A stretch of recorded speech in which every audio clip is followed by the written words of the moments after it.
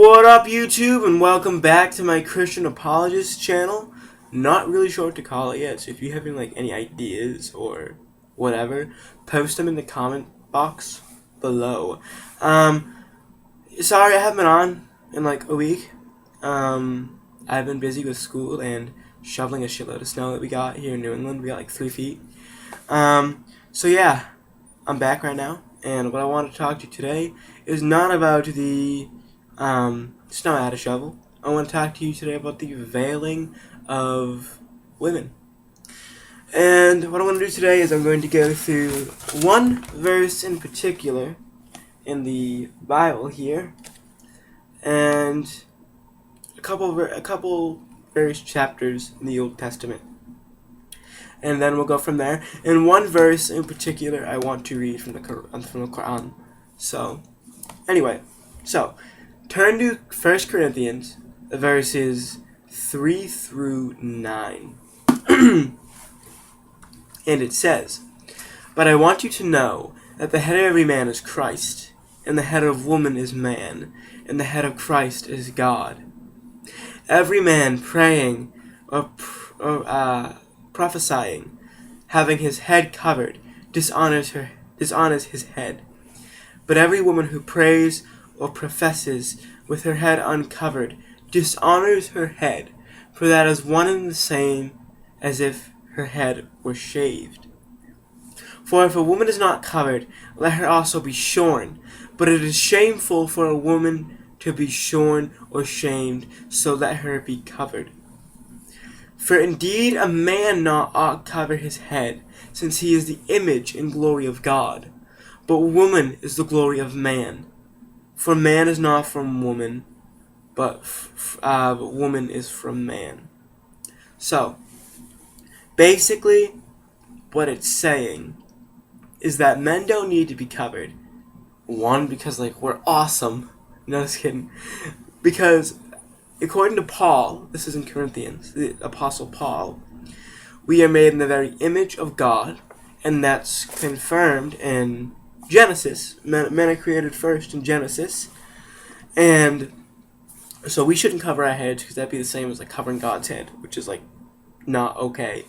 But because women are from men, that they should cover their heads out of respect to us, and if they don't cover their heads, they might as well shave their heads, but that's even more dishonorable, so they should just be covered. Now, biblically, that is okay. Biblically, covering is okay. But Paul's thinking is a little different from the Old Testament. Because if you turn to the Old Testament, hold on. If you turn to the Old Testament, where do I want to look here? Yes, if you turn to the Old Testament, go to Leviticus chapter 16, verse 4 through 21. The high priest, who was always male, was told to pray and attend the services while wearing headwear, specifically a turban. The prophet Job, wore a turban when he made his judgments. You can find that in Job chapter 29, verse 14. Ezekiel was told by God to prophesy while wearing a turban. You can find that in Ezekiel 24:17, verse 17 through 24. Now, you can kind of justify that by saying the Christians were moving away from Jewish tradition a little bit. Because in early Christianity, we were not known simply as Christians. If you could look to Roman records, you can look to the Roman historian Josephus. Josephus called us the Christian Jews. We weren't known as our own specific sect until after the destruction of the temple in the 60s AD by the Roman army. That's when we started to get our own traditions and things like that. So you can justify it that, yeah, we're moving away a little bit, but that's not actually from the Old Testament. So I think the way most Christians interpret Paul's teaching because it's not a teaching from Jesus himself. I think the way we interpret that is just modesty. You know, like you shouldn't leave your house leaving nothing to the imagination. So I think that's the way most Christians interpret it. And if you look at Orthodox Judaism, the Orthodox Jews, the women and the men, both cover themselves. Really devout Jewish men, they wear a sort of veil while praying. And Orthodox Jewish men always wear, like, most of the time they wear like a hat or a yarmulke. So they do cover, both men and Orthodox Jewish women, they both kind of cover.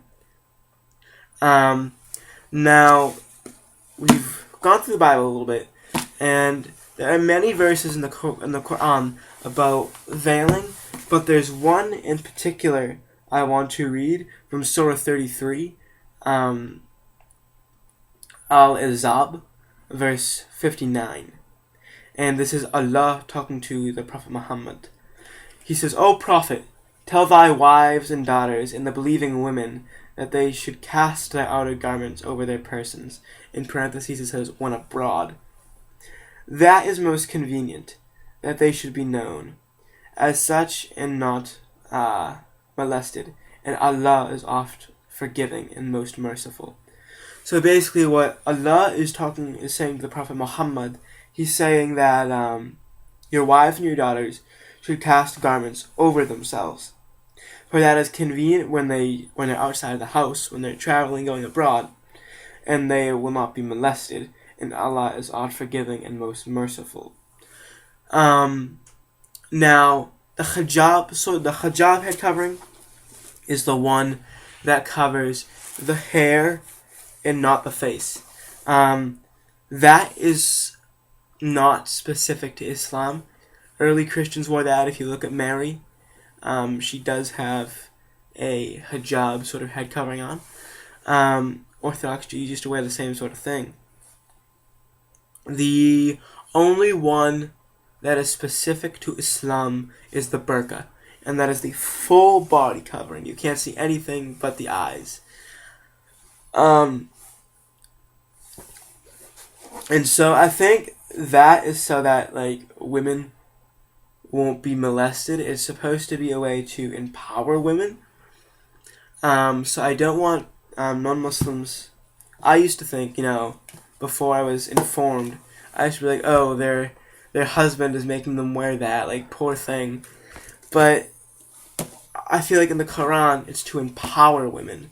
Now, I'm not saying that every woman who wears the burqa is or hijab or whatever is empowered, because certainly I don't believe women are empowered in Saudi Arabia, but I feel that most women, especially in the West, who wear the hijab and sometimes the burqa, they do it because they want to, they feel empowered, and the Quran says, people won't bother them, people won't molest them, for being, for wearing the full body covering. And you really can't criticize, we really can't criticize Muslims, because our own book says that in some way, shape, or form, women and the Old Testament says men should be covered. So that's what I wanted to talk to you about today. If you have any questions, if you want more info on this, feel free, info on anything really, feel free to email me at thechristianapologist1453@gmail.com. And if you have any questions, comments, concerns, emotional outbursts, leave them in the comment box below. And next week what I'm going to talk about is the Trinity. How Christians view one God as triune. So that's going to be next week's episode, and God willing, inshallah, I will get on next week and make a video. Alright, YouTube. Peace out. I will see you guys next week.